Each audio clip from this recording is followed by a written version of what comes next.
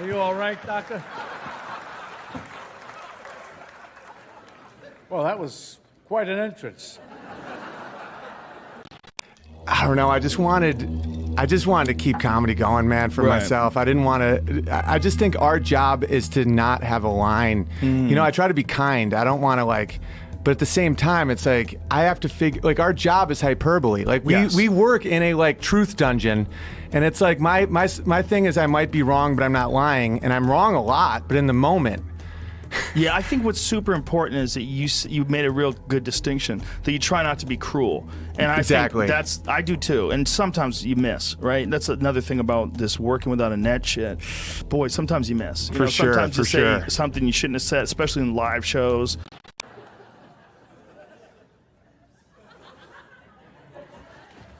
You okay?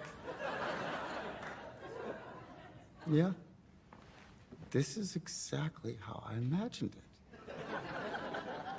Yeah. Did you hear the podcast I had the other day with Jamie Kilstein? Yes. Please welcome the very funny Jamie Kilstein. All right. Thanks, everybody. This is awesome. So the reason that Muslims are mad at us, and this is a long shot, kind of a stab in the dark, is because we keep going over to all their countries and shooting everything that moves. But if you ask Jimmy NASCAR Palin McGee and his crew of mullets from the great state of 1950 what they think, they'll tell you something different. These are the people that didn't vote for Barack Obama because they thought he was a Muslim, while their friends didn't vote for him because they thought he was a Muslim and assumed that was something different. If you ask them what they think, they'll say, well, them dirty Arabs hate us because of our slutty girls and iPods. Really? That's what caused September 11th? Slutty girls and technology? The station is right in here. After you. Joy. What? Well, I read about this place in the manual. We shouldn't go in there. Bing Bong says it's the quickest way to headquarters. No, but Joy, this is abstract thought. What are you talking about? I go in here all the time. It's a shortcut, you see? D-A-N-G-E-R. Shortcut. I'll prove it to you. Look at me. I'm closer to the station because I'm taking the shortcut. Let's go around. This way. Almost there.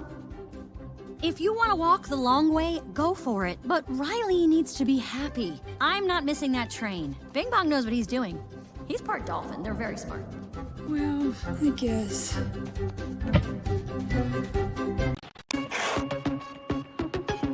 Okay, we got time for just one. What do you think of this? I actually think it's really powerful. That's cool that you said that, because I actually thought it was really powerful too, when the one girl was talking about her nips and shit.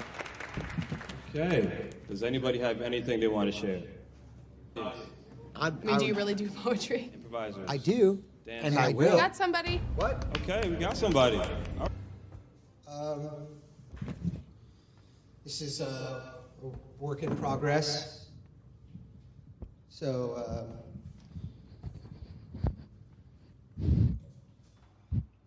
slam poetry, yelling, angry, waving my hands a lot, specific point of view on things. Cynthia, Jesus died for our Cynthias. Jesus cried, runaway bride. Julia Roberts, Julia Rob hurts. Cynthia, Cynthia, you're dead. You are dead. Bop boop beep bop bop boop bop. You're dead. That's for Cynthia, who's dead.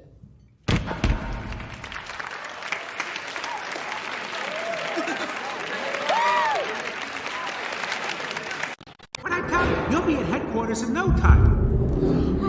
Hey, would you look at that? Whoa. What's happening? No, they turned it on.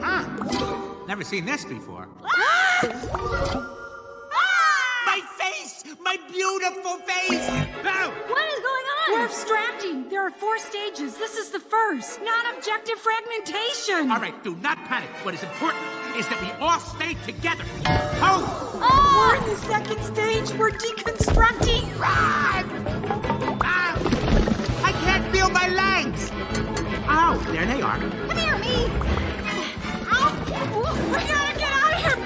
before we're nothing but shape and color. Ow! We'll get stuck here forever. Doug, why do we come in here? I told you, it's a shortcut. The train. Oh no, we're two-dimensional. That's stage 3. We're getting nowhere. Depth. I'm lacking depth. And it's not poetry, it's No, comedy. it's stand-up now. Do that one joke. Do that one joke about gay rights. Do you want to stand? Ron, would you like me to stand or sit You or just sit right where you cool. are, so you can't get away if it sucks. Sure. To every heterosexual, mentally abusive, closet racist, fast food feeding, let your kid run around a mall like a psychopath parent, why do you have like 9 fucking kids, yet you say that gay folk can't adopt because it might screw the child up, and I know. America thinks that every time a gay couple adopts a child, it forces otherwise straight and homophobic Pastor Ted Haggard to hire a gay male prostitute and engage in a week-long meth-induced fuck spree. I know. To every heterosexual, mentally abusive, closet racist, fast food feeding, let your kid run around a mall like a psychopath parent. What is going on? We're abstracting. There are 4 stages. This is the first. Non-objective fragmentation. Cynthia. Cynthia. Come on. We can't fit. Oh no, we're not figurative. This is the last stage. We're not gonna make it. Wait, we're two-dimensional. Fall on your face. Oh.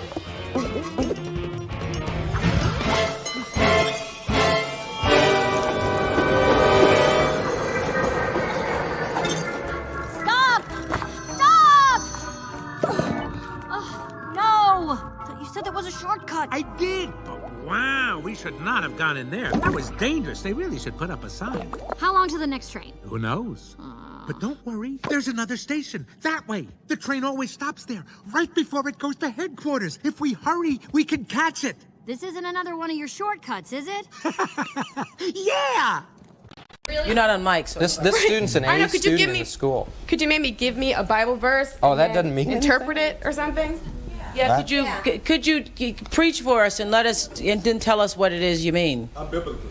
You just want to... Whosoever therefore shall be ashamed of me and of my words in this adulterous and sinful generation, of him also shall the Son of Man be ashamed. People want to know what that means that you just said. In your own word, tell us, what does that mean? It means just what it says. No. You give me one valid argument besides, but God made Adam and Eve and not Adam and Steve. Really? Because by the looks of it, Adam and Eve fucked up big time, and maybe Adam should have explored other options. So stop fucking telling us that the Bible says that being gay is unnatural, because I've read the Bible, and there is a lot of unnatural shit that happens in that book. I would say that a dude dying, then rising from the dead in a zombie-esque fashion is far less natural than me sucking a cock. So can you tell us about this look? When we spoke earlier, you mentioned that this look is not a political statement. Is that right? That's right, Mary. I'm not political. I'm just trying to make people laugh. And I just wish that straight cis people could, who cares what other people are doing with their body? They're like, I don't want a fucking trans person to watch me poop. I don't want a gay person try to fuck me. It's like, when was the last time a woman tried to fuck you? Let's focus on your life and see where this projection's coming from. Because all these guys are like, yeah, I don't want fucking, I'm fine with gay people marrying as long as they're not trying to suck my dick. I was like, did someone try to suck your dick?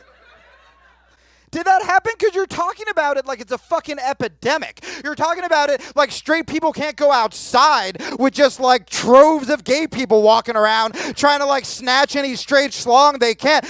There's the floodgates of cocksuckers have opened up, and gay people are walking around with their eyes closed, just mouths open. We still, but you understand what people are saying. They want you to interpret what you just said, Duffy. Let me talk about a category of things. The most advanced phones are called smartphones, so they say. And they typically combine a phone plus some email capability, plus they say it's the internet, sort of the baby internet, into one device, and they all have these plastic little keyboards on them.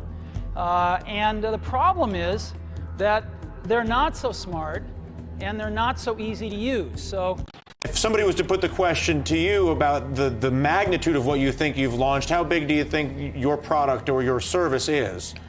Well, it's impossible to tell. When we first launched, we were hoping for, maybe 400, 500 people. Harvard didn't have a Facebook, so that's the gap that we were trying to fill. And now we're at 100,000 people, so who knows where we're going next. We're hoping to have many more universities by the fall, hopefully over 100 or 200. And from there, we're going to launch a bunch of side applications, which should keep people coming back to the site and maybe could make something cool. New details are emerging about sexual assault allegations against the actor Kevin Spacey. Police now say there is video evidence that he allegedly groped a busboy at a restaurant back in 2016. And Spacey has responded with a video of his own. I know what you want. Oh, sure, they may have tried to separate us, but what we have is too strong, it's too powerful. I mean, after all, we shared everything, you and I. I told you my deepest, darkest secrets. I showed you exactly what people are capable of. I shocked you with my honesty, but mostly I challenged you and made you think.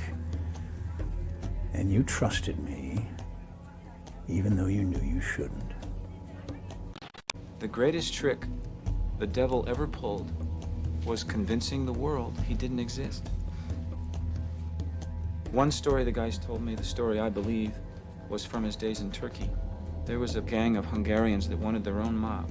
They realized that to be in power, you didn't need guns or money or even numbers. You just needed the will to do what the other guy wouldn't. Let them know they meant business. They tell him they want his territory, all his business. Soze looks over the faces of his family. Then he showed these men of will what will really was. Tells him he would rather see his family dead than live another day after this. He lets the last Hungarian go, waits until his wife and kids are in the ground, and then he goes after the rest of the mob. He kills their kids, he kills their wives, he kills their parents and their parents' friends. He burns down the houses they live in like that. He's gone. Underground. Nobody's ever seen him since. He becomes a myth, a spook story that criminals tell their kids at night. Rat on your pop, and Kaiser Soze will get you. The video titled "Let Me Be Frank," posted to Kevin Spacey's verified Twitter account shortly after indecent assault and battery charges brought by a then 18-year-old accuser. Spacey, in his video, doesn't address the charges. He performs the video in a kitchen, Santa Claus apron on, and in Frank Underwood character from the Netflix show House of Cards.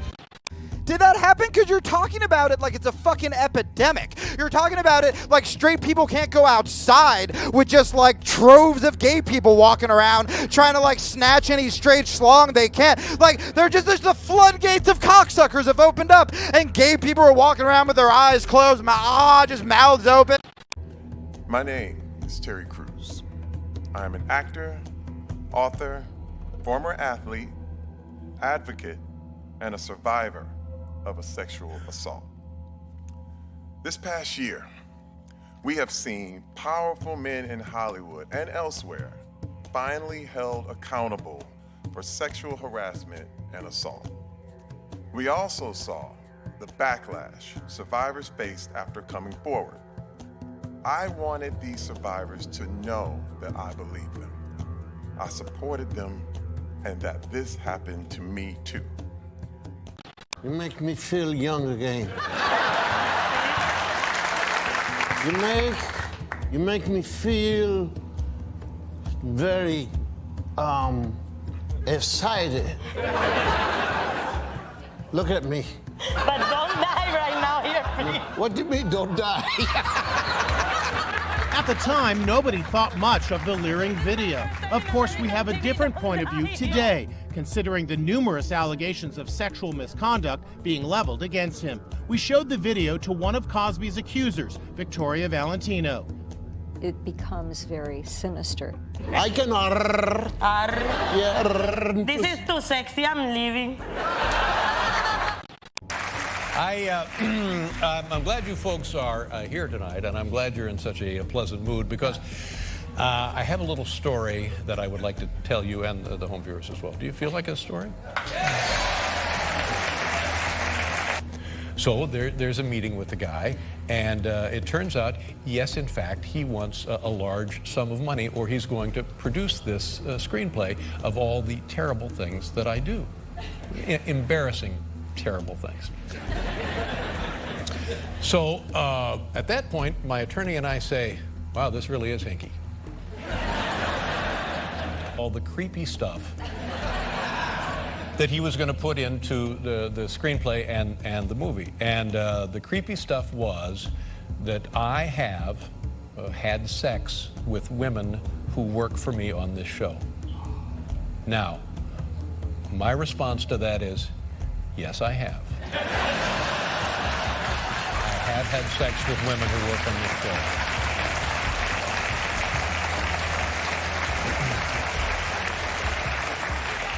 And would it be embarrassing if it were made public? Perhaps it would. Perhaps it would. Especially for the women.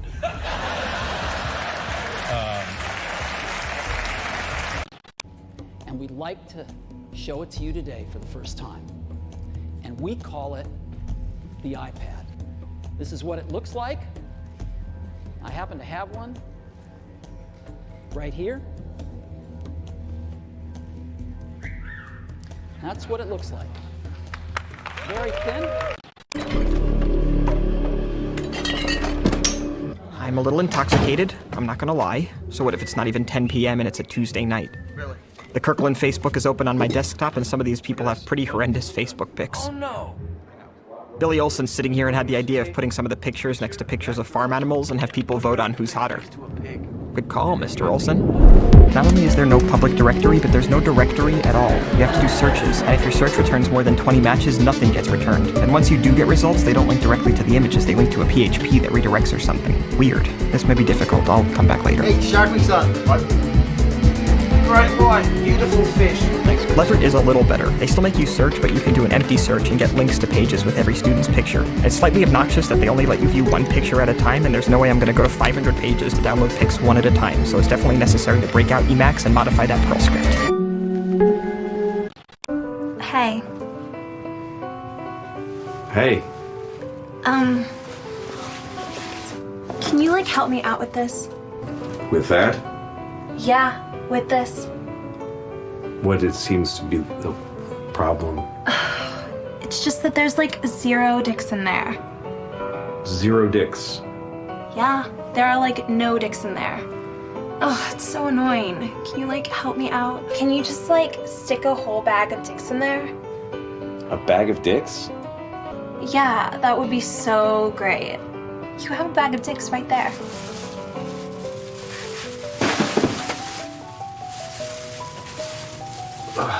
You want me to put these in there? Yeah. Anyway. So getting back to Louis, Louis, a brilliant comedian, you're saying that you were conflicted in that this is a friend of yours, and it's very difficult. Listen, I don't know if I'm going to regret saying this, but I've known Louis forever. I'm not making excuses for him. Please don't take this that way. But, we are peers. We're equals. So, when I was, when we were kids and he asked if he could masturbate in front of me, sometimes I'd go, fuck yeah, I want to see that. Really? Yeah, it's like science. So he did masturbate in front of you. Well, I mean, now I feel like, listen. Harvey would talk to me about women that he'd had affairs with. I didn't necessarily believe them, quite honestly, because to believe them would be to believe kind of the worst of some actresses who were friends of mine. I knew he was an he was proud of that. George Clooney and Matt Damon now coming to terms with the disturbing allegations of abuse by their former mentor, Harvey Weinstein. You had to spend about 5 minutes with him to know that he was a bully, he was intimidating. This level of criminal sexual predation is not something that I ever thought was going on. Absolutely not. You were singing Titanium, right? You know David Guetta? Have I been living under a rock? Yeah. I'm not leaving here till you sing, so.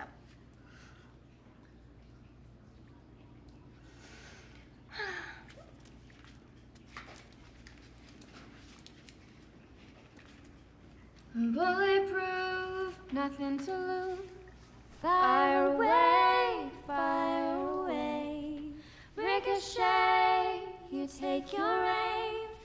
Fire away, fire away. Shoot me down, but I won't fall. I am titanium. Shoot me down, but I won't fall. I am titanium.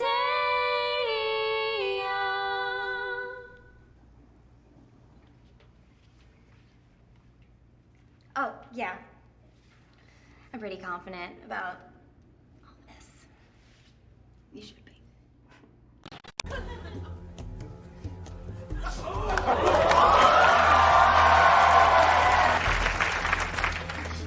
What? I'm gonna start at an 11. I'm gonna take it to about a 15 real quick. Fueled with apparent pent-up anger about President Trump and the 2016 election, fear that has been unfairly stoked about my judicial record, revenge on behalf of the Clintons. A political con job orchestrated by the Clintons and George Soros and Kathy Griffin and Mr. Ronan Sinatra. Now, I am usually an optimist. I'm a keg is half full kind of guy. I am an optimistic guy. I always try to be on the sunrise side of the mountain. The idea that this predator, this assaulter, was out there silencing women, it's beyond infuriating. I took a chance. Showed up at your house and placed myself at your feet. Crossed ethical lines, professionally, physically, and I hold myself accountable for that. Those were my choices and I can live with them. I'd like to move forward, but I need to know exactly what I was a part of, that I wasn't a part of someone's... Finish your thought. Part of someone's murder. Jesus. I want to believe you, Francis. You know you...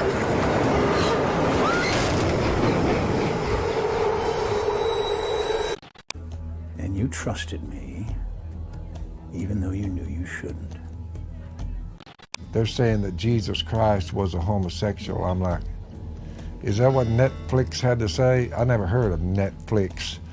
But just so the people at Netflix, or whoever got on Netflix, will know, God gave them over to the sinful desires of their hearts, to sexual impurity, for the degrading of their bodies with one another.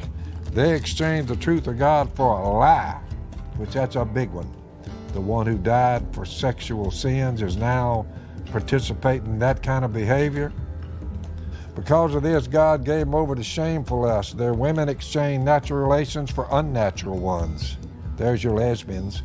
The same way the men abandoned natural relations with women, they were inflamed with lust for one another. That's what Jesus had to say about it.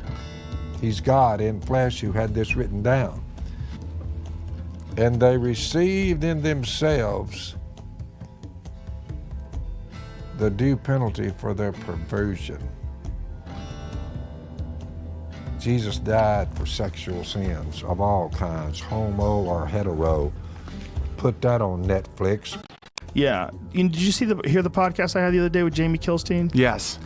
He's a good dude, man. The way he came clean about all that stuff and just talked about how it all got away from him as like a social justice warrior and describing and like really honest, and I think super brave the way he described like this charge that he would get after going after someone and calling someone a racist and getting other people to go after him and trying to get him fired. It's got a book. A book of jokes.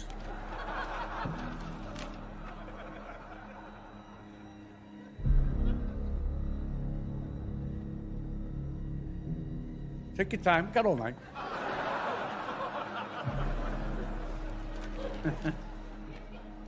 I've like gone back and forth with like drinking and not drinking and pot and not smoking pot, and I can tell you that the thing I was addicted to the most was Twitter. It was refreshing Twitter. It was like you literally get dopamine hits. The short-term dopamine-driven feedback loops that we have created are destroying how society works.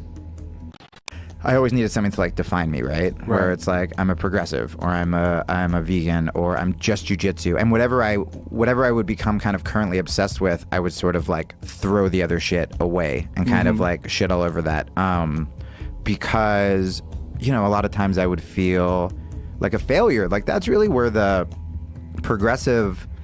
I mean, I still hold a lot of progressive ideas, but that's when I went from comic to political. It wasn't that I like. You know, when that show started, it was a bunch of just weird, sweet, nerdy comedy fans, and then everything just started getting pushed to crazyville. Like when I knew shit, I said this on Doug's podcast, when I knew shit got nuts is when I was defending a trans person, so already like a left issue, like I'm doing the right thing, right? And I called this transphobic guy an idiot, and we get an email that said, while we appreciate you using defending trans people, the word idiot is ableist. And I want it to be like, you're retarded. You're a retarded cunt. Explain like, ableist for people. You'll never know the simple joys of a monkey knife fight. Give it to him, boy.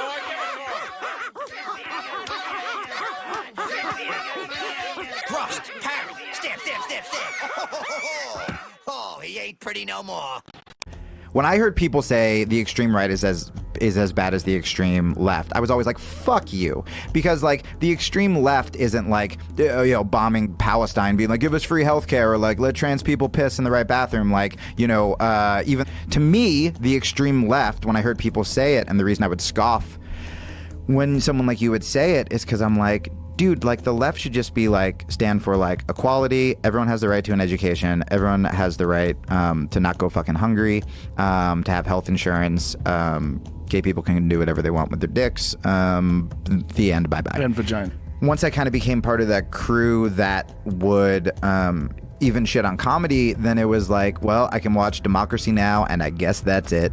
And I have my, and I would feel fucking stupid. I hung out with journalists. I didn't hang out with comics. I hung out with people where I was sort of like, felt like the joke monkey. And like, because when I tried to say something like political or that I thought was smart, it would just be kind of like, hushed. Because I'm not that smart. I'm not, but I was never like a fucking intellectual. And a lot of that crowd is, and that's good. We need those people, right? Yes. And when you do find that tribe, yes, and you do find people who are going, yeah, and the more you attack on Twitter, because not just blogs, like remember, like individuals on Twitter, like me, like when I would see like who's getting piled on today, right? Okay, cool. This writer wrote something about mansplaining. Don't need to read the article. What's the hashtag? That's the hashtag. I'm going to say the fucking meanest funny thing because I'm a comic and I'm funnier than journalists. And then famous people are going to retweet me or fave me. And then I get to feel like a fucking civil rights hero. But even if I did say that, that does not make me an abuser or a predator. That makes me an asshole. And look, it was because I was a self-righteous asshole. Nothing I was like quote unquote accused of, our favorite comics haven't talked about on stage. But because I was in a group of people that the second someone said something sexist or the second someone was getting canceled, I would jump on them. I was such a fun story to be like, ha ha, that guy. Lost all my fans, lost all my friends. I mean, my friends didn't even call to make sure I didn't kill myself. Like, Okay. Here's one. Knock, knock.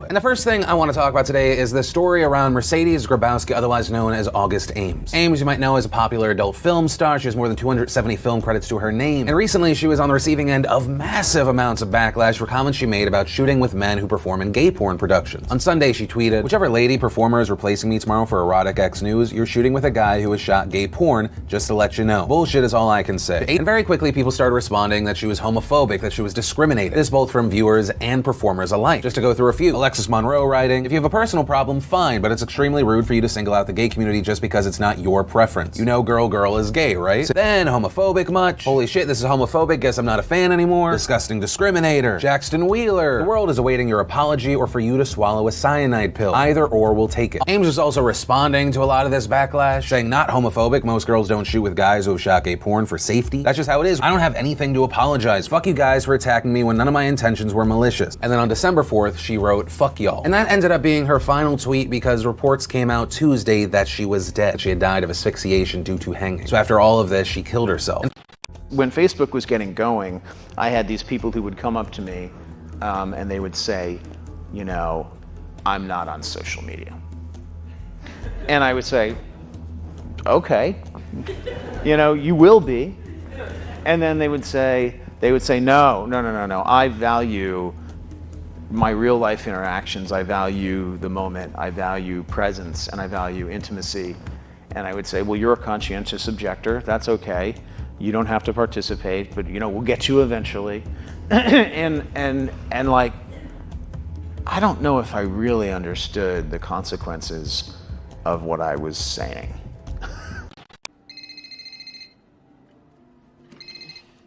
Hello. Listen, something's happened. Interns. It was just a party. This is gonna be news, Sean. It's gonna be online any second. I know. You know, with an intern. No, it's cool. I have it under control. I will get it under control. I will call someone and see what the next move is, but this is gonna be news now. You don't think Wardo was involved, do you? Do you think? No. Or Manningham. One of them, somebody sent the coke in there because it got in there. You believe me? This is gonna be fine. Right? Go home, Sean.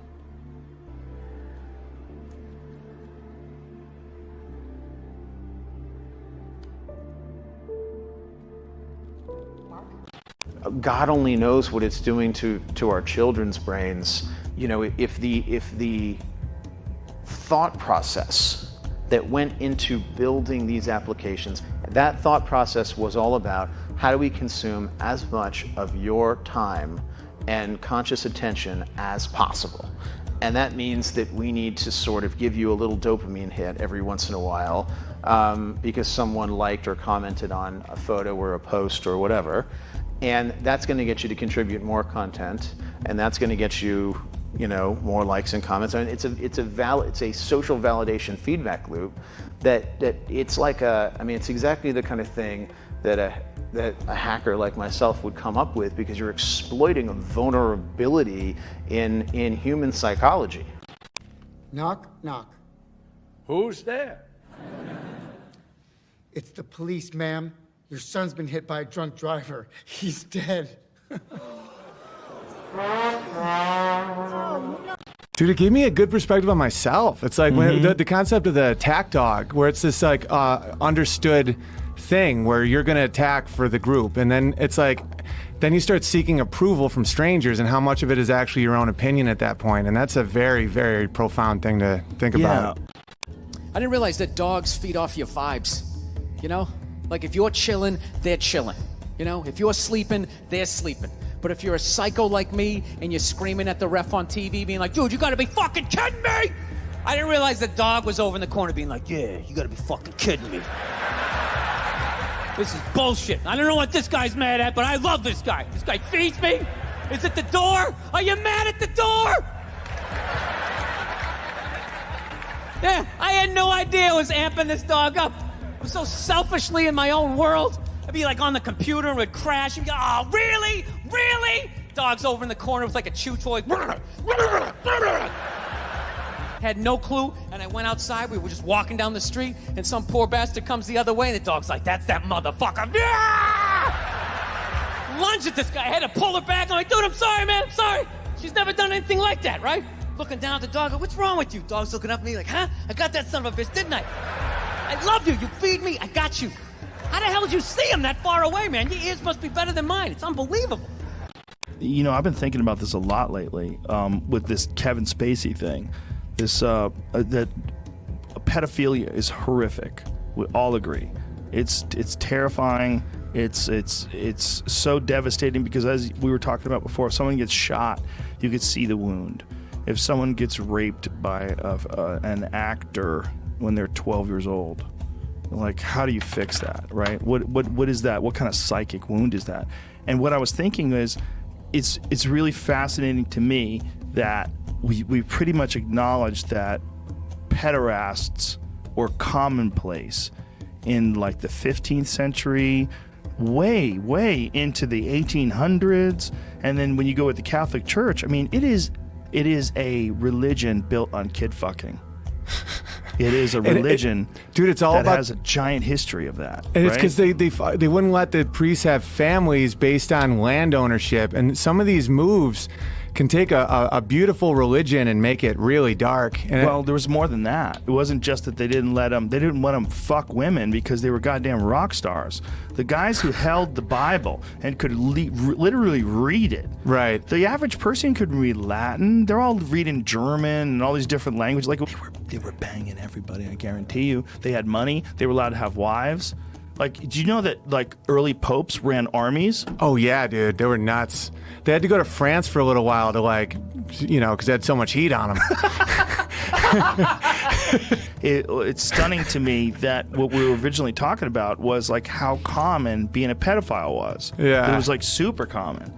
It's amazing how recent it was where that was taboo, where people were like, hey, maybe we should stop fucking kids. That's my one, like, I have a few rules in life, but the number one is don't fuck the kid. What Jamie did by coming on this podcast and talking about his life as a social justice warrior and all the nuttiness that he was involved in and all the rules and regulations of what you could and couldn't say and how he knew it, and even though he thought things were wrong, he couldn't express himself because it would be outside of the progressive doctrine that they had to all follow by. Right. Just like Jordan Peterson has expressed that we could all be Nazis if we were that person in that circumstance. Okay, I'm waiting for the punchline. There's no punchline. It's not a joke.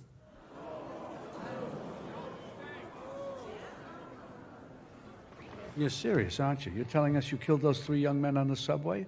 Mm-hmm. And why should we believe you? You got nothing left to lose. I read a book called Hitler's Table Talk, which was his spontaneous discussions during dinner time from 1939 to 1942. It's really another amazing book. It was just unbelievable how often Hitler referred to the people he was eradicating as parasites and as rats and as insects. And here's a horrifying part of that story. Like, when Hitler first came to power, he put in a lot of public health initiatives. Dude, like, the left should just be like, stand for like equality. Everyone has the right to an education, to have health insurance. Including mass tuberculosis screening, which actually turned out to be a good thing. And at the same time, he went on a beautify the factories campaign. And so he convinced the German factory owners and so forth to increase the levels of hygiene in the factories, to get rid of the rats and the mice, to plant flowers out front, you know, to make everything look neat and orderly. And the insecticide they used was Zyklon. Well, Zyklon, to eradicate the rats and the insects, Zyklon, a slightly different formulation, was the gas that was used in the concentration camps. And so Hitler went from cleaning up the rats and the mice in the factories and the insects, and then he went into the mental hospitals and started cleaning up in there, and then like it just went broader and broader, again, sort of one step at a time. You know, and the Germans had plenty of reason to be resentful and hateful because, I mean, think about what they went through. We can't even imagine it. First of all, there was World War I, and so there was many men, like Hitler himself, who served in the trenches, and that changes you. Yeah. You know, and then afterwards there was all these brutalized men. You aren't the same person. Get out of there, you're unemployed, your country's in ruins. Then the hyperinflation hits, and every single person in Germany who ever saved any money at all is flat, bloody broke. And Hitler comes along, and he's a very powerful emotional orator. Well, Hitler came to embody the desire of the German people for order and revenge. And he embodied that fully. You know, and you could say, so what happened was a collaboration between him and the people. It wasn't Hitler turned everyone into Nazis. It's like, no, that's not how it worked. Okay, you look at Nazi Germany in the 30s and you think, well, I'd be one of the heroes who rescued the Jews. It's like, statistically, that's very improbable. Right. And one of the things I've learned in the last year with all this strange this strange situation that I've been in is how unlikely it is for people to speak up. They just won't. Even tenured professors who are tenured, they're protected. It's like the probability they'll pop their head up and say something that might make them identifiable is very, very low. Just like Jordan Peterson has expressed that we could all be Nazis if we were that person For in sure. that circumstance with those, those stresses and pressures. That's what terrifies us about all this stuff, that you could be that person. That if you were born in Uzbekistan or wherever the fuck this terrorist was born that ran over these people, that if all the terrible things that happened to him happened to you, you could be that guy who's hitting that gas. Right. That we have that none of us are just good or bad, and we can't just proclaim someone as bad and us good unfairly. Those are the people I root against. It's not the flawed humans that make mistakes and just are human. It's the people that demonize everyone but them, and you see that they're almost just, it's projecting. It's like the biggest homophobe's the gay guy, you know? Yes. America thinks that every time a gay couple adopts a child, it forces otherwise straight and homophobic Pastor Ted Haggard to hire a gay male prostitute and engage in a week-long meth-induced fuck spree. I know.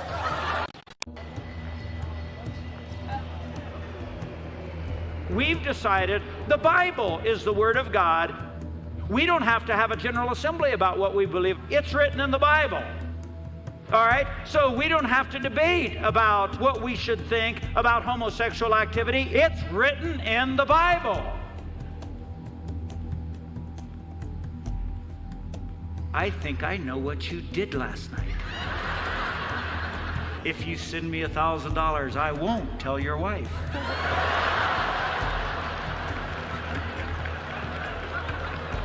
If you use any of this, I'll sue you.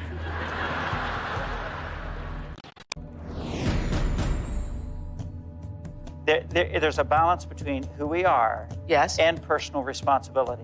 Now, the part that's me, I can't do anything about. I mean, the color of my skin, the color of my eyes, that's me. Right. And I've got a person in here, it's me. Right. Then within me, I have some wiggle room for choice, for personal responsibility. And so that's why I think this is hard because I denied myself for so many years. Your personal, I got it. I just got it. Okay. Your personal responsibility wasn't to deny you. Your personal responsibility was not to lie about it. That was your personal responsibility. That's it. And they received in themselves the due penalty for their perversion. Jesus died for sexual sins of all kinds, homo or hetero. Put that on Netflix. Hi, everybody. Ted and Gail Haggard here from St. James Church in Colorado Springs, Colorado. And as you can tell by the intro, we're pastoring a church now in Colorado Springs. So many things have come together since then in a beautiful way for all of us. All praise to God, the Father of our Lord Jesus Christ. It is by his great mercy that we have been born again. Nothing can hurt me anymore. My life is nothing but a comedy. And that's what gets me angry. And it's like when you're trying to get social, like what happened to me with the defending that kid situation, where it's like, well, explain that, because most people don't know what you're talking about. Like most people don't know the circumstances. So there was this guy who has he had a 3-year-old boy that he claimed is transgendered and identified as a girl, and started putting dresses on the kid and treating him like a girl, and I was planning on giving him hormone therapy so they don't go through puberty. And this dude has like power in Hollywood, you know, and I just called him out, and I got swarmed, and I just didn't stop because I'm like, I'll die on this hill. Yeah, Like- that's a hill to die on.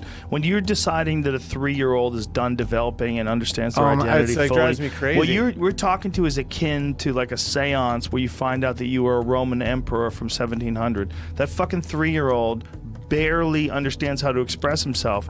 The idea that a 3-year-old can give you a complex definition of their sexual and gender identity at 3, and that this isn't so that you should go in and chemically influence that kid's Sterile, make him a eunuch. Yes. Not long after her first birthday, Ryland Whittington's parents, Jeff and Hillary, learned their child was profoundly deaf. Ryland did learn to speak, but what she had to say didn't make sense to her family. This is my sister, Vivian, and I just brother, Robert. Ryland started saying, I'm a boy.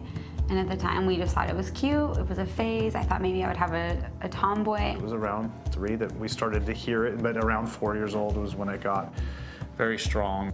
Jeff and Hillary struggled to understand, Jeff especially. You were trying to avoid it? I was avoiding for a while. I knew that Ryland was going to have a difficult life with the cochlear implants, or at least that's what my perception was. So to add something on top of that, I just couldn't accept it. I couldn't picture it. I'm sure what a lot of people can't believe about your story is that at 3 years old, a little girl can say, I'm a little boy.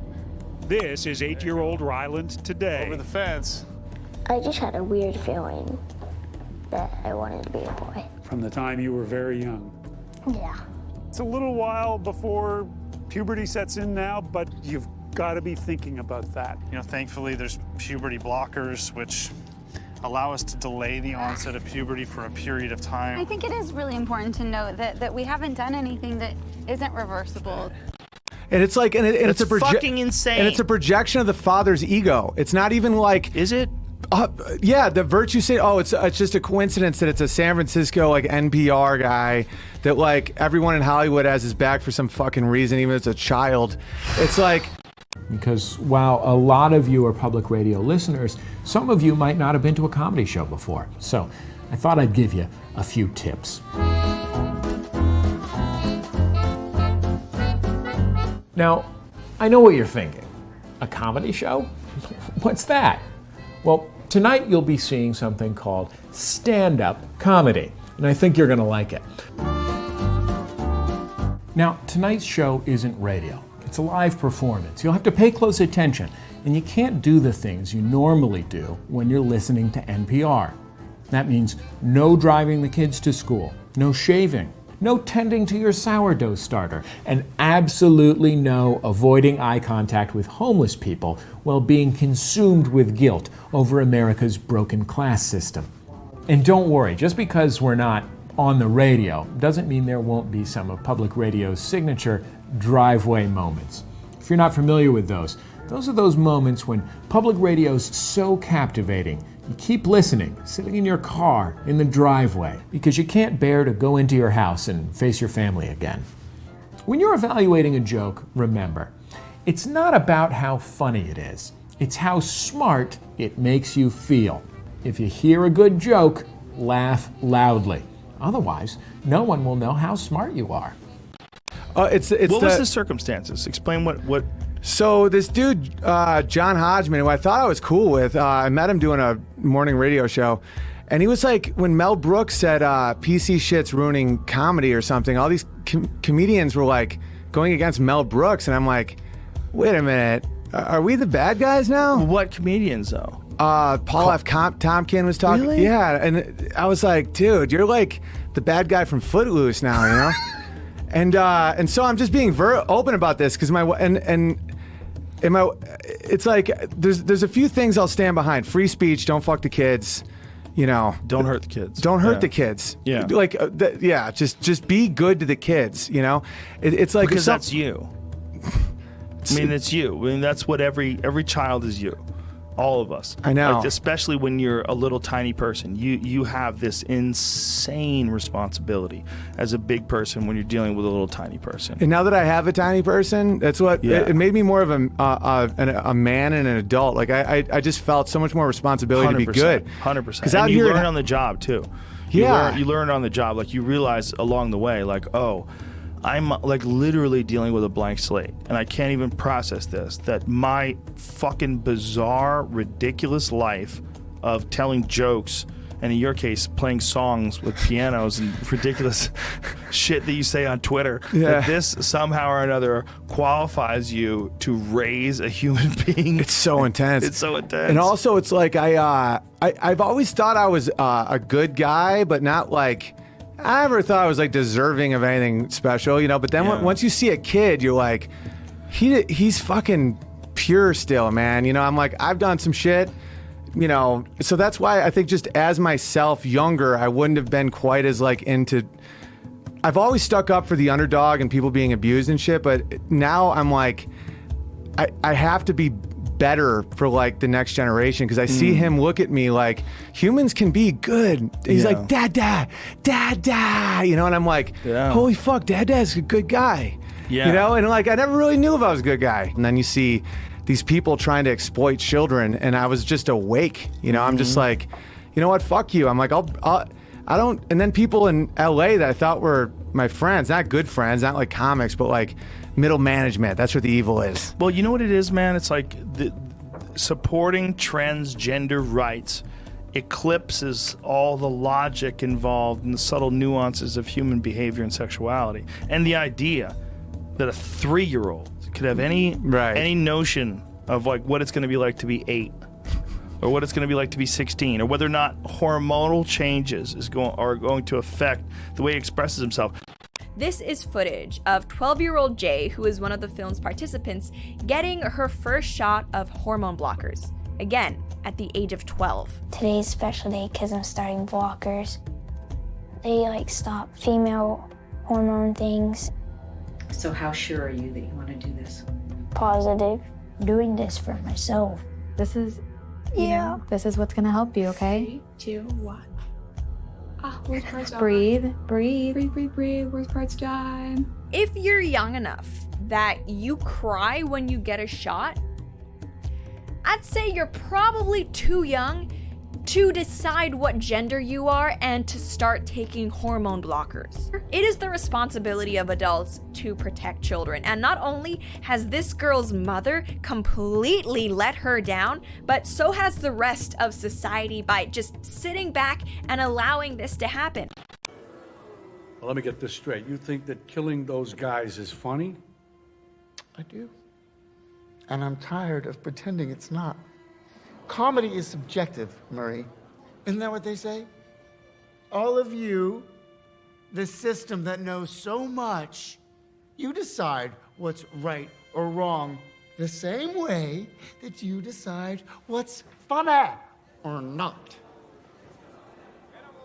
So, and also, you're looking at this kid and you're deciding that this kid, because they're 3, is going to be transgender and you want to turn them into a girl. What if this kid decides he's a gay man in 5 years? They kill themselves. Right. What if they decide that they're bisexual in 20 years? You know, like if you care about that child, you don't interfere with that process, because I'm not the same thing that I was when I was 3, and you're not either. No one is. So to inject hormones and chemicals and even surgery, that we really have a very limited understanding about how much this interaction between a scalpel and a baby body, how much of the impact that has. You're giving someone the green light? Is that they're talking about like making this kid a eunuch?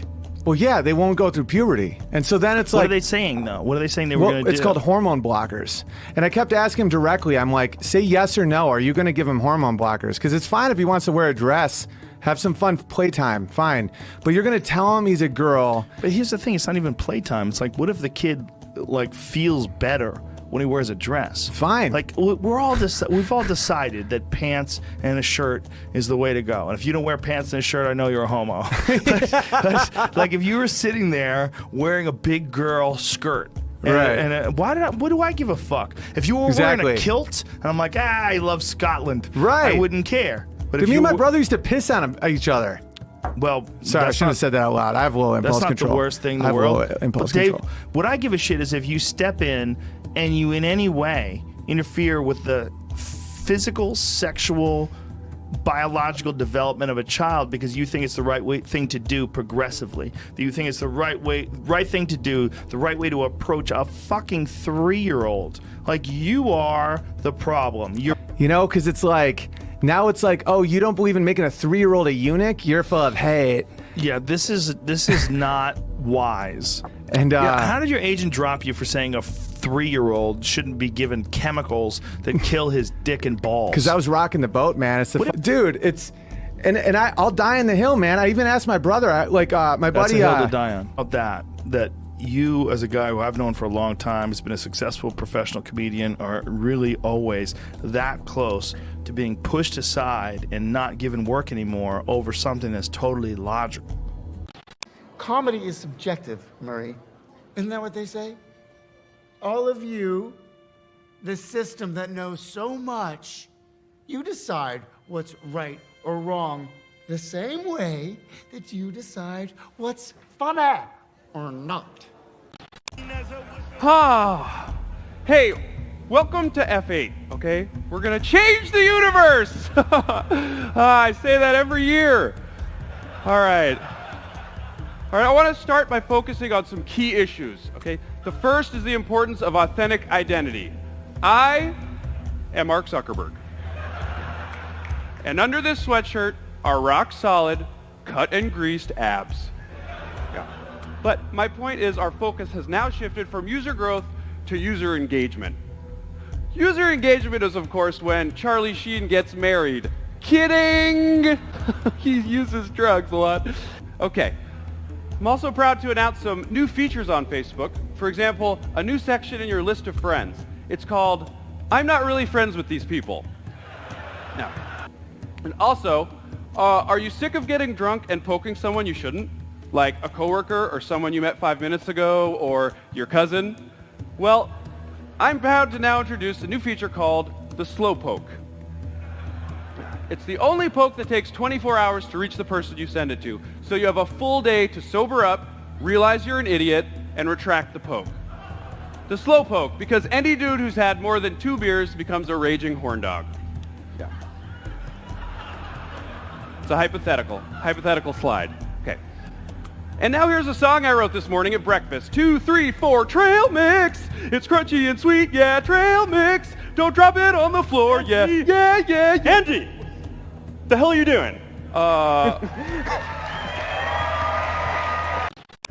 And I think that the inventors, creators, and it's me, it's Mark, it's the, Kevin Systerman, Instagram, it's all of these people, understood this consciously, and we did it anyway.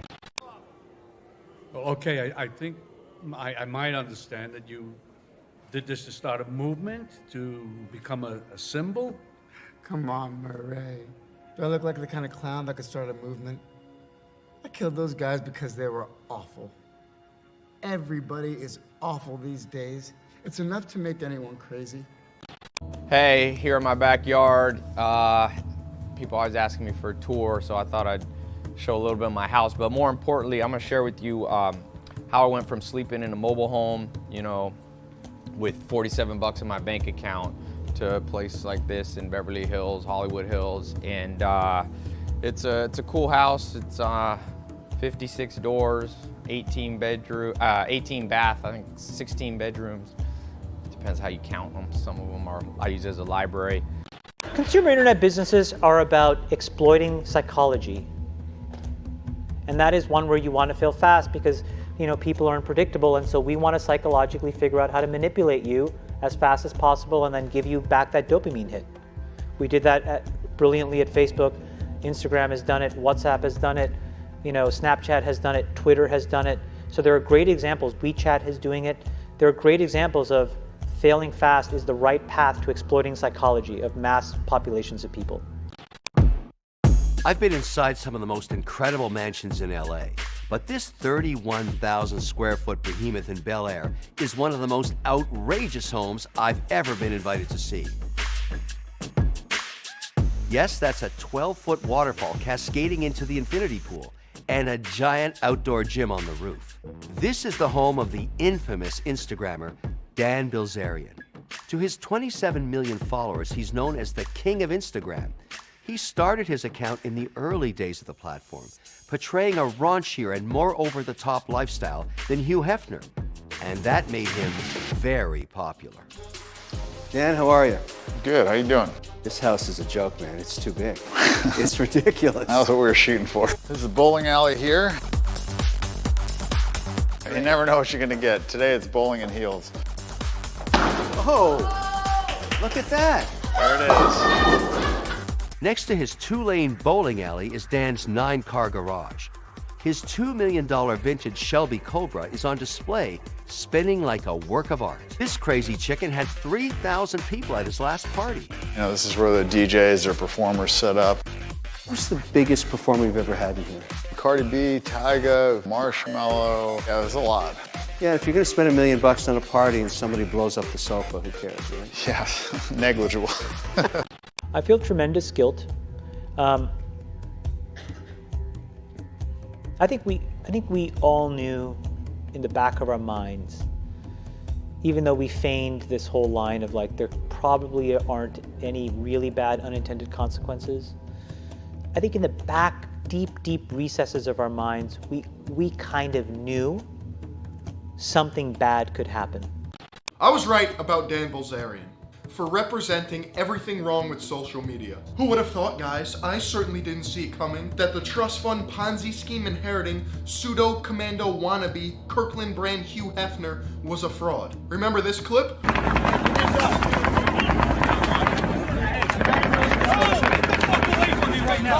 don't care. I don't know who you are. Jesus Christ. You want help? Dude, don't fucking, you know better than this. I'm just saying, I don't know who the fuck you are. I just showed you my bread. Give me your gun. I'll save the day. Last time we checked in on Dan Bilzerian, he got kicked out of the Navy SEALs program like 9 times, threw a porn star off a roof and broke her foot, and photoshopped celebrity pictures to make himself look cooler. According to Forbes, Dan Bilzerian is a renter and someone else pays his credit card bills. Lawsuit. Let's read this article together, shall we? The mansions, the yachts, the parties, the models. How does Dan Bilzerian, the globe-trotting, cash-stacking, gun-toting, Instagram-boasting, partying playboy do it? Or more to the point, how does he pay for it all? According to a lawsuit filed this week, he doesn't. Dan Bilzerian rents his house and charges the rest of his 6-figure lifestyle to a credit card that someone else pays off. Forbes reported on Tuesday that Ignite lost $50 million last year and is likely to fail. Mad, I'm back. Big mad, he's mad, she's mad. Big sad, ha ha. Don't care, stay mad. Ooh woo. Initiating audio effects. I'm going to be posting my hardcore porn onto my OnlyFans. And if you don't believe me, well... Wi-Fi, connected to the internet. Pay attention to me. Bayonetta, gripping 2 guns, got that Uzi. I'm so kawaii, why you're dying on a cash up to me. John? Huh? Yes. Does that sound about right? Well, not completely, you know. I mean, it's always there. It's watching. It's been watching me for years. Every time I turn on the fucking computer, it's there looking at me. You know, something went wrong. 15 years ago, I had some beautiful software, and they took it over. I don't know what they did. It was like the time I hired that Bangkok prostitute to do my taxes while I fucked my accountant. It was terrible. The same fucking thing is going on now. But I know what to do. I know exactly what to do. Believe me, I've got a fucking solution right here. But I think the way we defined it was not like this. It literally is a point now where I think we have created tools that are ripping apart the social fabric of how society works. That is truly where we are. And I would encourage all of you, as the future leaders of the world, to really internalize how important this is. If you feed the beast, that beast will destroy you. But I'm your last bet, kids. I'm it, or a bullet in your head. Metaphorically speaking. I can't say that because one of you is going to blow your brains out and then your wife's going to sue me or your girlfriend or somebody's going to sue me. So metaphorically speaking, you ought to put a gun in your motherfucking head. You got a nice fat head, a black head. You got to jam it up to the roof of your mouth. No bullshit, because we've had people blow the side of their cheeks out. They can't even kill themselves right. Now, I'm not suggesting anybody kill anybody. I'm just speaking metaphorically speaking, of course, because I wouldn't want anybody. Fuck you! Not everybody deserves to be alive! Some of you are illiterate. Everybody understand illiterate? Retarded.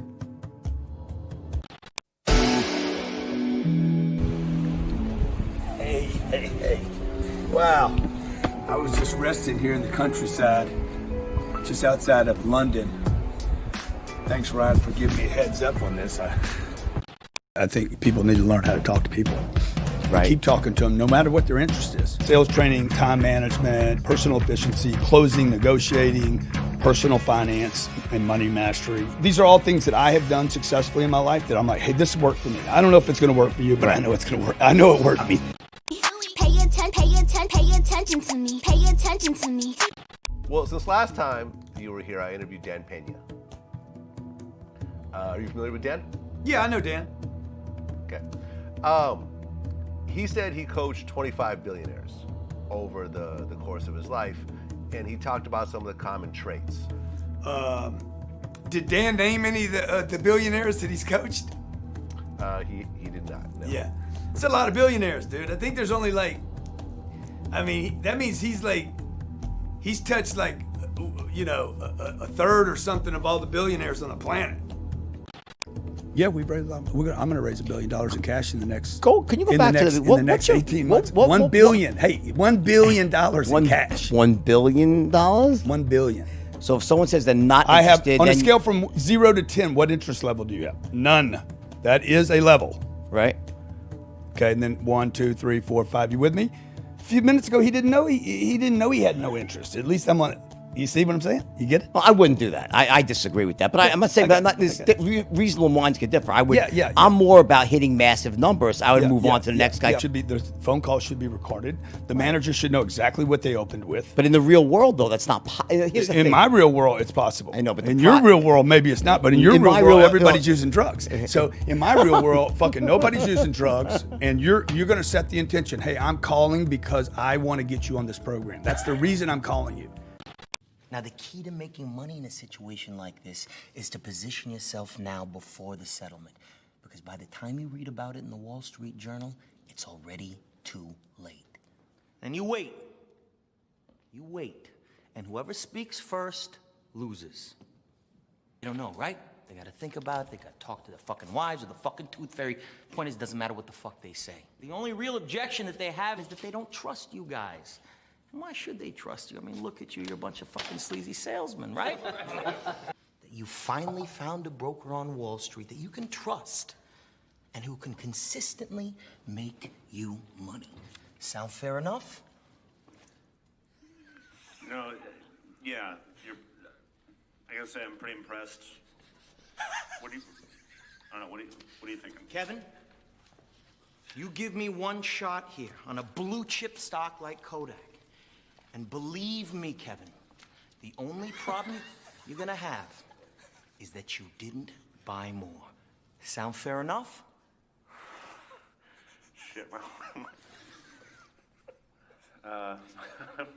my wife might divorce me, but yeah, let's do it. Yeah. Excellent choice, Kevin. How much?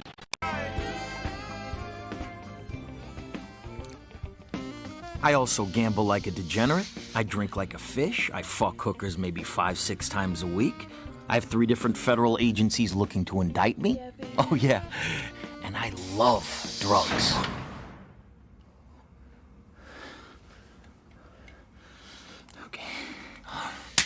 Yeah. I like it. And I found that you did an interview with Jordan Belfort. Yeah. The Wolf of Wall Street. And this turned into the equivalent of like a rap beef with finance guys afterwards. Is that a fair assessment of what happened? Well, he's not a finance guy. Well, I mean, a financial guy. He's not a financial guy. He's a fucking criminal. He's a convicted criminal that didn't pay back the people he ripped off. And he's a fucking rat. On top of being a criminal, he's a rat. Turned on his own people to reduce his time. So he's a criminal, ripped off a bunch of people, admits that he ripped off a bunch of people, never paid the people back, and ratted out his boys. And I am pleased to announce that I am running for the first ever Senate seat of Wakanda. Now that this beautiful nation has decided to embrace the world by coming out of its self-imposed seclusion, it would be my honor to represent the people of Wakanda. And as always, Wakanda forever. If you push back on it, we have a chance to control it and rein it in. And it is a point in time where people need to hard break from some of these tools and the things that you rely on. The thing I was addicted to the most was Twitter. It was refreshing Twitter. It was like you literally get dopamine hits. The short-term dopamine-driven feedback loops that we have created are destroying how society works. No civil discourse, no cooperation, misinformation, mistruth. Understood this consciously, and we did it anyway. McGee and his crew of mullets from the great state of 1950, what they think, they'll tell you something different. These are the people that didn't vote for Barack Obama because they thought he was a Muslim. If you ask them what they think, they'll say, well, them dirty Arabs hate us because of our slutty girls and iPods. Really? That's what caused September 11th? Slutty girls and technology? Jules, this is Ryan. Lives on an airplane that's been hijacked. If things don't go well, and it's not looking good, I just want you to know I absolutely love you. I want you to do good. So have a good time. Same to my parents and everybody. And I just totally love you. And I'll see you later, Dexter. Bye, babe.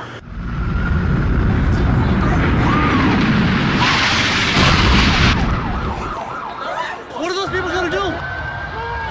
All the elevators are blocked out. I got an aircraft 6 miles east of the White House. Everybody just yells and screams at each other. Nobody's civil anymore. Nobody thinks what it's like to be the other guy. Once I kind of became part of that crew that would even shit on comedy, then it was like, well, fucking stupid. I hung out with journalists. I didn't hang out with comics. I hung out with people where I was sort of like, felt like the joke monkey and like, Well, here's this person here, Maya, who I also follow. She put together, or he, I don't know, put together a 1-minute compilation from Rachel Maddow's show from March 9th. And so let's just enjoy it, shall we? Russia, Vladimir Putin, Russia hates Russia, Putin, Russia, Moscow, Russian, pro-Russian, the Russians, Russian, Moscow, Russia,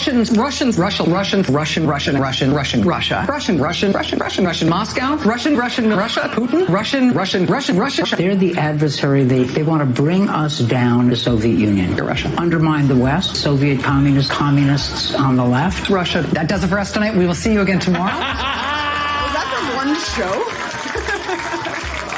One show. That's from one show. And it's not an American problem. This is not about Russian ads. This is a global problem. So we are in a really bad state of affairs right now, in my opinion. It is eroding the core foundations of how people behave by and between each other. If you look at, like, you know, my Facebook feed, I've posted maybe 2 times in 7 years, 3 times, 5 times. It's less than 10. And it's weird. I guess I kind of just innately didn't want to get programmed, and so I just tuned it out. I did a great job there, and I think that business overwhelmingly does positive good in the world. Where I have decided to spend my time is to take the capital that they rewarded me with and now focus on the structural changes that I can control. I can't control that. I can control my decisions, which is I don't use this shit. I can control my kids' decisions, which is they're not allowed to use this shit.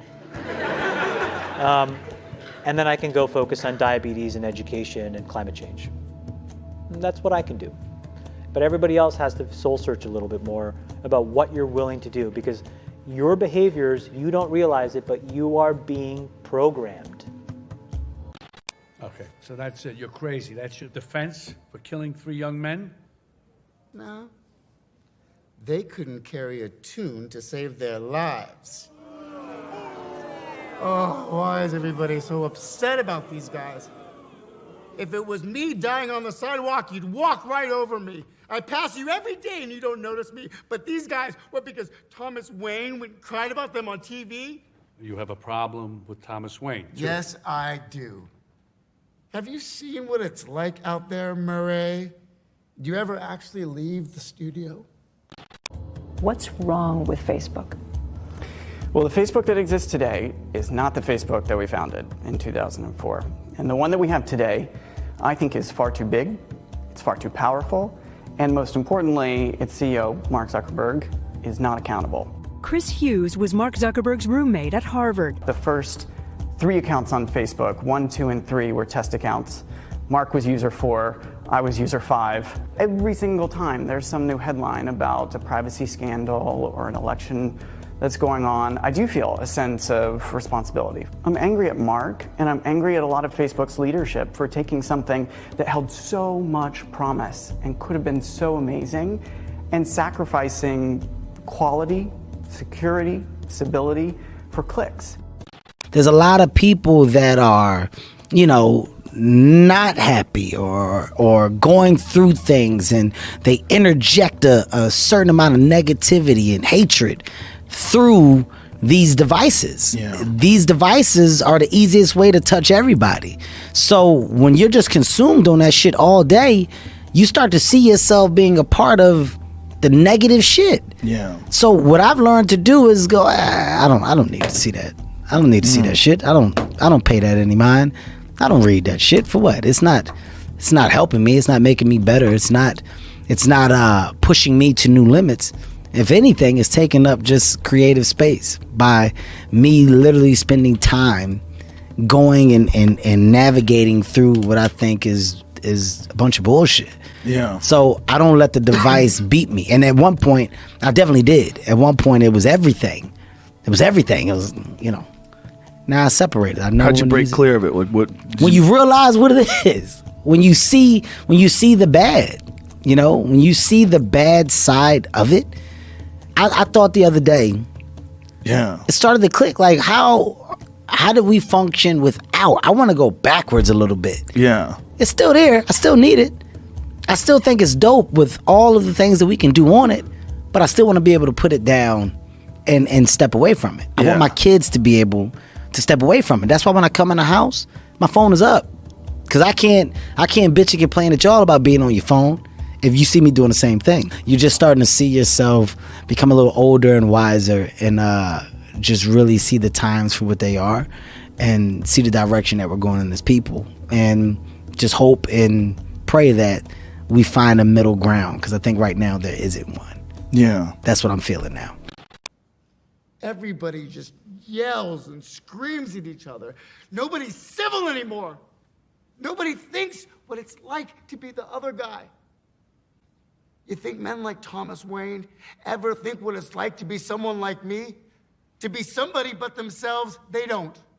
They think that we'll just sit there and take it like good little boys, that we won't werewolf and go wild. You finished?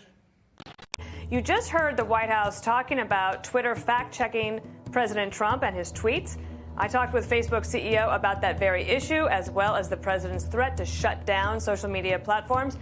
Twitter decided for the first time ever to fact-check one of President Trump's tweets. They decided to do it on a mail-in voting tweet. And I wondered what you thought about that decision, because the last time we spoke, you had just announced your policy of not weighing in on political speech. And I wondered if you thought that Twitter may have made the wrong decision here. Yeah, that's right, Dana. We have a different policy, I think, than Twitter on this. I just believe strongly that Facebook shouldn't be the arbiter of truth of everything that people say online. I think in general, private companies probably shouldn't be, or especially these platform companies shouldn't be in the position of doing that. Thank you to the members of the Judiciary Committee for the opportunity to speak with the American people about Twitter and your concerns around censorship and suppression of a specific news article, and generally what we saw in the 2020 US elections conversation. We were called here today because of an enforcement decision we made against the New York Post based on a policy we created in 2018 to prevent Twitter from being used to spread hacked materials. This resulted in us blocking people from sharing a New York Post article, publicly or privately. This is a Fox News alert. We have just heard from the CEO of Twitter, Jack Dorsey. He tweeted this, quote, "Our communication around our actions on the New York Post article was not great, and blocking URL sharing via tweet or DM with zero context as to why we're blocking, unacceptable." By the way, the Biden campaign is able to call the story, quote, discredited, because big tech is trying to discredit it. No reporter has taken a look at the story and concluded, oh, sure, this is a Russian fabrication. Putin did this. That's ridiculous. So the Biden campaign is using big tech as a pretext for not responding. And big tech, of course, is trying to prevent you from reading it at all. If you count the legal votes, I easily win. If you count the illegal votes, they can try to steal the election from us. If you count the votes that came in late, we're looking at them very strongly, but a lot of votes came in late. Okay, here we are again in the unusual position of not only interrupting the President of the United States, but correcting the President of the United States. And I mean, there's so much self-pity, Arthur. You sound like you're making excuses for killing those young men. Not everybody, and I'll tell you this, not everyone is awful. You're awful. Me? I'm awful? Oh yeah, how am I awful?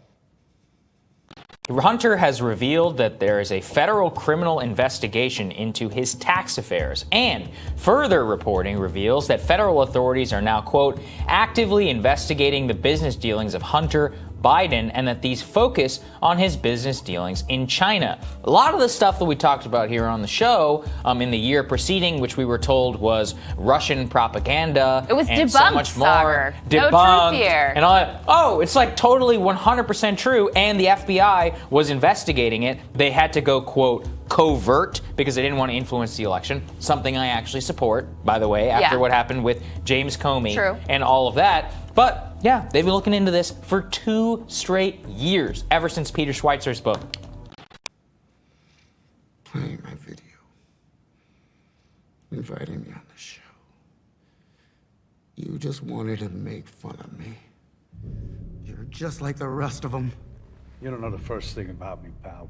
Look what happened because of what you did, what it led to. There were riots out there. 2 policemen are in critical condition. You're laughing. You're laughing. Someone was killed today because of what you did. I know. How about another joke, Moran? And the problem of big tech censorship keeps getting worse and worse. They keep getting more and more brazen. As they accumulate power, Silicon Valley believes there is no power on earth that can constrain them. We saw the latest illustration of this just yesterday, where YouTube announced that it is going to remove any content online that alleges widespread election fraud. And YouTube said that it's going to pull down, it's going to block content, quote, that misleads people by alleging widespread fraud or errors change the outcome of the presidential election. They're not even pretending anymore. Reuters polling shows that 39% of the American people believe this election was rigged. That is not good for democracy when nearly half of Americans believe an election is rigged. When Jimmy Carter and James Baker formed a bipartisan commission to study voter fraud, they concluded it was a significant and serious problem that needed to be confronted. And last I checked, Democratic President Jimmy Carter is not some crazed right-wing nut job. And yet YouTube, apparently, if you sat online and read the Carter-Baker Commission out loud, YouTube just might well block you because in this Orwellian world, you are not allowed to speak anything they happen to disagree with. Now, let me, right off the bat, say you were telling me about Epstein and this island years ago. You were telling me long before anybody, I think you told me about him before his first arrest. A long time ago, I talked about how they have these islands, they fly, they compromise children. But I learned all this from Ted Gunderson 20 plus years ago. He was in line to be the FBI director. He was the head of the FBI in Los Angeles. He was a very famous FBI agent, but he came out and he was the one that explained to me about how they use these blackmail rings, elements of the CIA and foreign intelligence groups, and how they would basically make people have sex with children to be part of these clubs and these cults they were setting up. So I knew about all this from Ted Gunderson. Have you ever been convicted of a crime? Yes. What was the crime of which you were convicted? Two counts. One, soliciting prostitution and procuring a minor for prostitution. Well, Election Day is very close. The Trump campaign is still talking about a laptop allegedly belonging to Hunter Biden that they say contains all sort of damning emails and text messages and some salacious photos of Hunter, like this one. Now, so far, the scandal has failed to hurt Joe Biden in the polls. It's crazy. That's a 200 and whatever year old America's newspaper. oldest newspaper. And what she said, the post, what they printed and put out there is accurate. Well, they're denying that it's a real story, but they don't ever say the emails are fake. They just say it's a smear. No, it's a real laptop. The videos have been released. It's confirmed. But just think about this. Well, it is a smear in that they're putting it out there.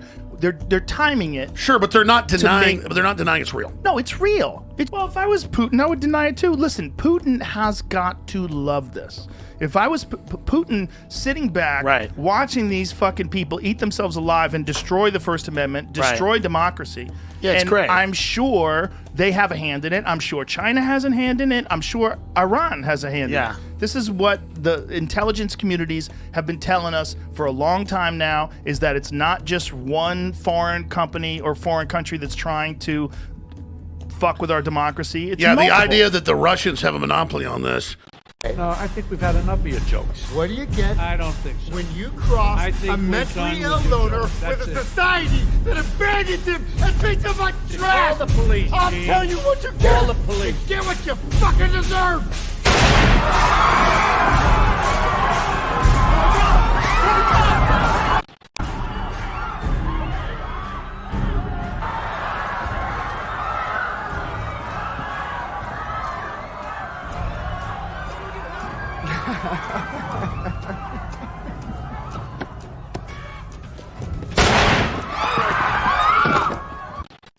No expression, hide my head, I wanna drown my sorrow. No tomorrow, no tomorrow. And I find it kinda funny, I find it kinda sad. The dreams in which I'm dying are the best I ever had. I find it hard to tell you, I find it hard to take. When people run in circles, it's a very, very mad world. Mad world.